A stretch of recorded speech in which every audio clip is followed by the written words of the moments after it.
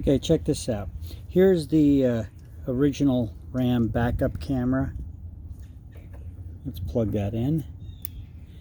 Now it's a problem with the camera. Here, so we see the colors and such.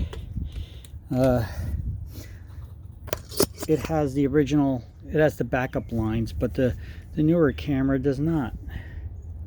But it should just be a setting. All right, now we get inside the truck. Let me turn it on.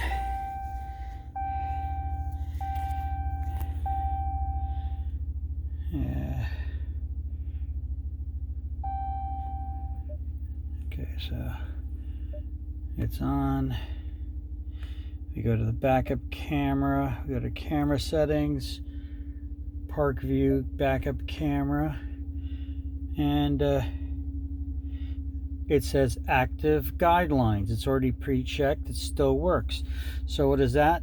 Okay, so if I hit the backup cam, well, first of all, that's why I need to replace the camera. Look at how foggy it is right now. Sometimes it works and it's clear, sometimes it's foggy as hell like it is right now, and I don't understand why. But you can see we still got the overlay of the backup camera lines for the guidelines. Let's replace the camera now.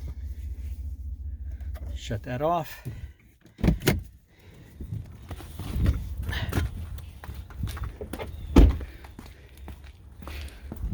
We're gonna go replace these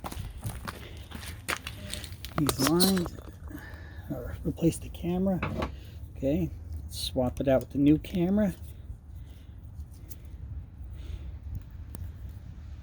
I just got on eBay. All right, now let's go back in the truck.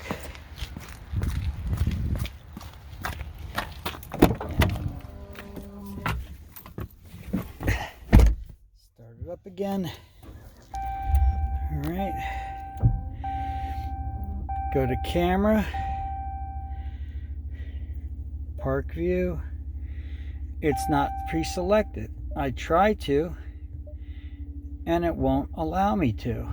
I don't know what's going on with that. Is it this camera?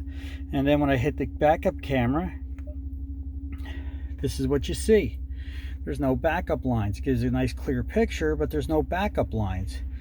That's a problem. I don't know if is it supposed to be software? Is it that the camera's not compatible?